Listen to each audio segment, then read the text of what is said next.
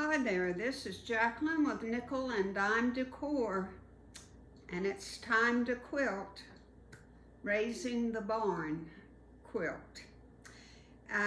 This is for me, and on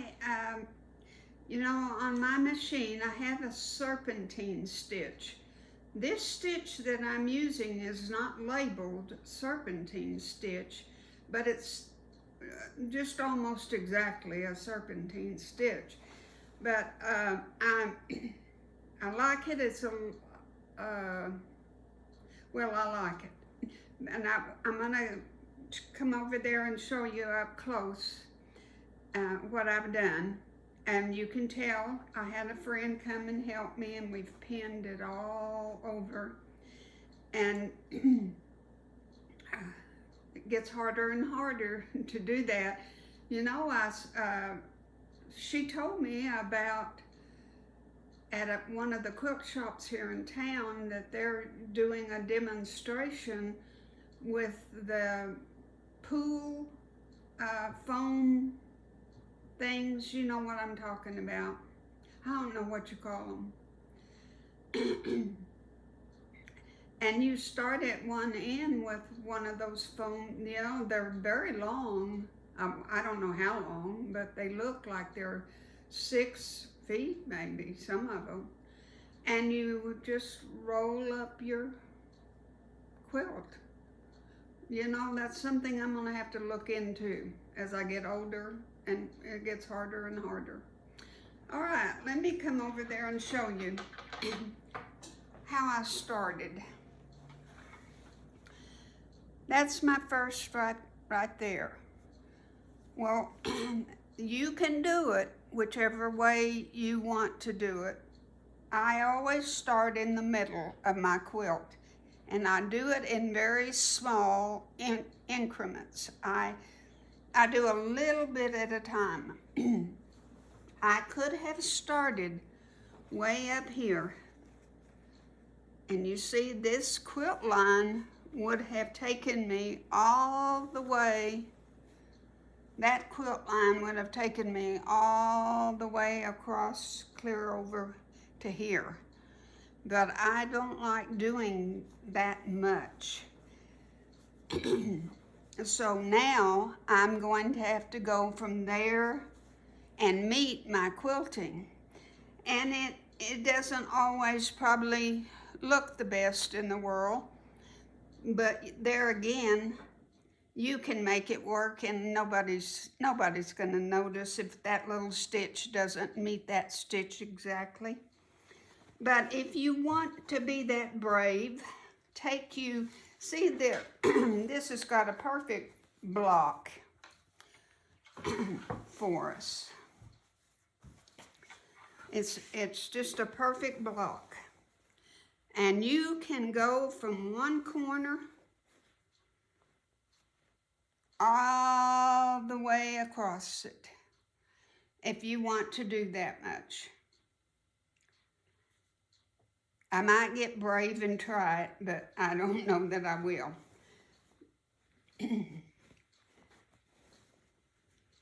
But this being 5.5, 6-inch blocks, and see, they just go right into each other.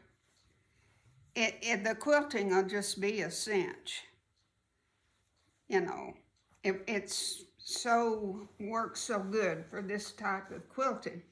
Now, I marked down my stitch because I've got 200 stitches on this machine. I wrote it down, and I wrote where my settings were. Because I'm not going to remember when I go back to it. I think I will, but I don't. So I wrote it all down so I know exactly what to do. Now, if you'll note, this is a little puffy right here, and that's okay with me. I could do some quilting in here, make maybe a triangle, circle, some circles, I don't know. But I'm not going to quilt it inside of there. I think it will be fine. And the reason I'm not going to is this batting. This batting was given to me and I used it because that's what I do. I use up what people give me. And it's not like an 80-20 that I'm accustomed to using. And it's not cotton either, I don't think. So it's more puffy. And I think if I try to quilt that in any way, it's going to make it wrinkled and a mess. So that's something else to keep in mind is your batting. Go work with it. If you have the 80-20, you can do a lot of quilting. It works beautiful. But this is puffy, and it's just something new for me, and I just don't think it'll look right. So I'm gonna try it. So we'll put this under the machine, and I wanna show you, well, let's just turn this over. It's going to look very nice on the back, don't you think? And this is what I like to do, is I work one little small piece at a time, so I get it the way I want it, okay? That's just the way I work.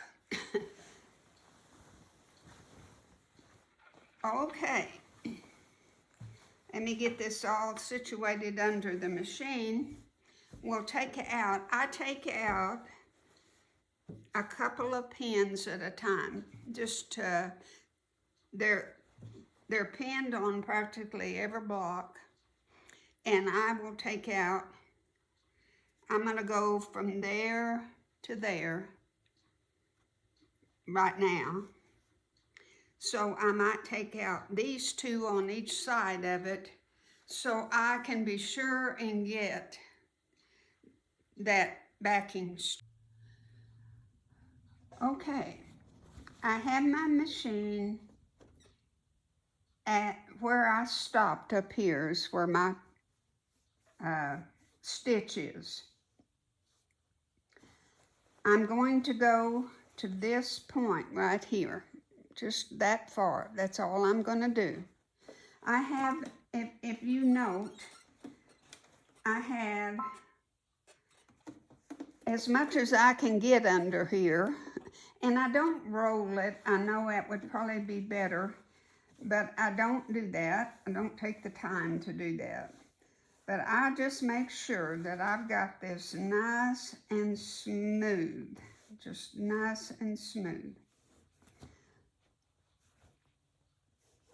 And I will periodically put my hand under here to make sure that my backing is tight on both sides and in a good way. Now, my machine has where you can start, and it will do a couple of stitches and lock in my stitch. And then I can just take off. Now, I don't go real fast because periodically I want to put my hand under there and make sure that everything is good to go.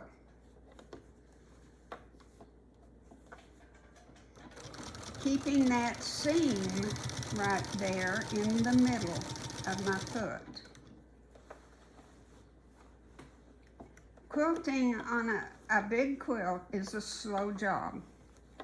It just is, and it's okay. You just take your time. We're not in a marathon. It's all right.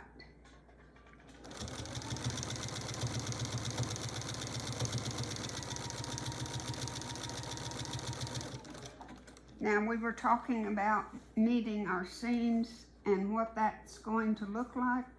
I'll show that to you in a minute, and nobody in the world would know that we started again in a different spot. That's the joy of this little stitch. It really, you know, if you were doing it on something real noticeable, I guess you would.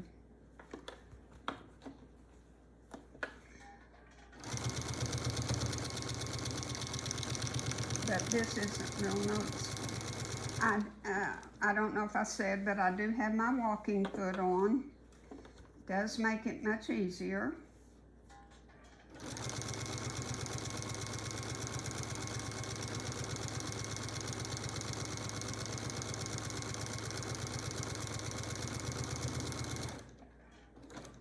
And when I stop, I just push my back and it'll lock my stitch in. And it cuts it, and then I'm ready to lift it up, okay? Now, that's what I want to show you is where we started,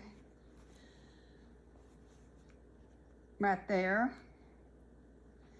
And it's okay with where it ended.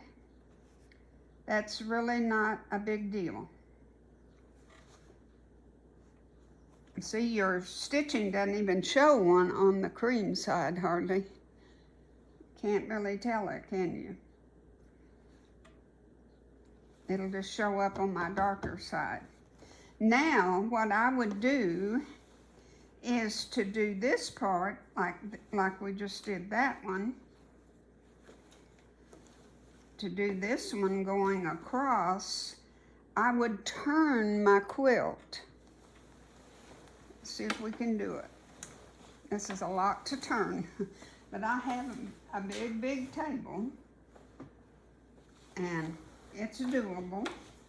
Not the easiest thing in the world, but it's doable.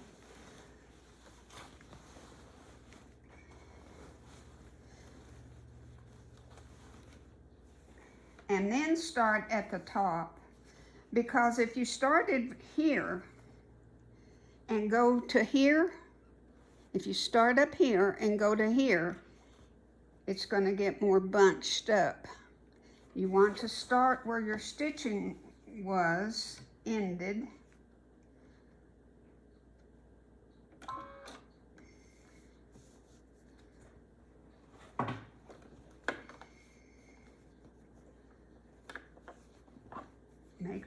Put your hand under there and make sure everything is good.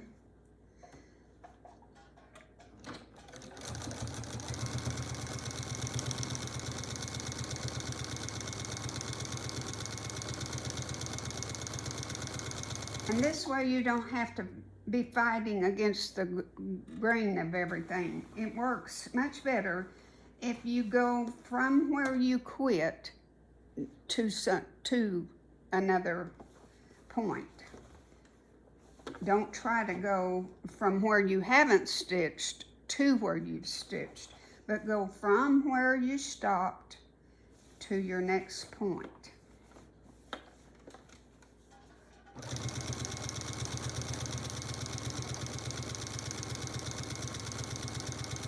Now, this little red block here did not meet that exactly.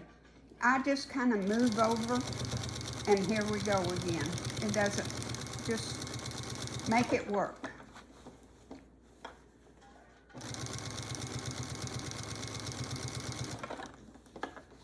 And like I say, this batting is different from me, and I don't know that I'm real fond of it. But it might make for a beautiful quilt. Okay?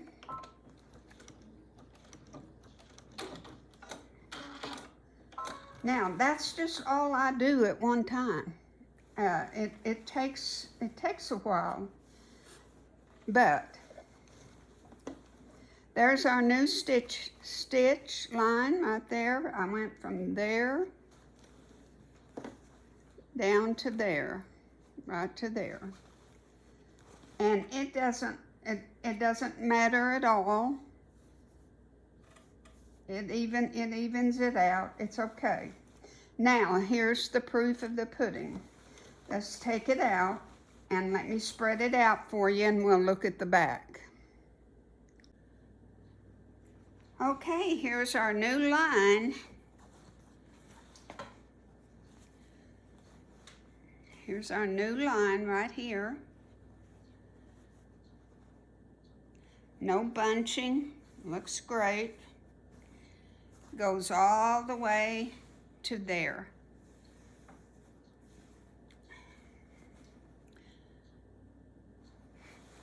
So if you want, and it will really be smoothed out when I remove the pins. The pins is puckering it a little. But that's how you get a back that's not all wadded up and wrinkled, is to start in the middle, start with a very small amount at a time, and work from where you stopped to your new corner.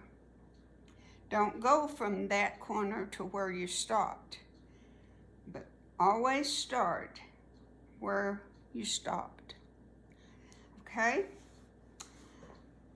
Well, I'm gonna keep trucking, and when you come back next week, I will hopefully have this thing.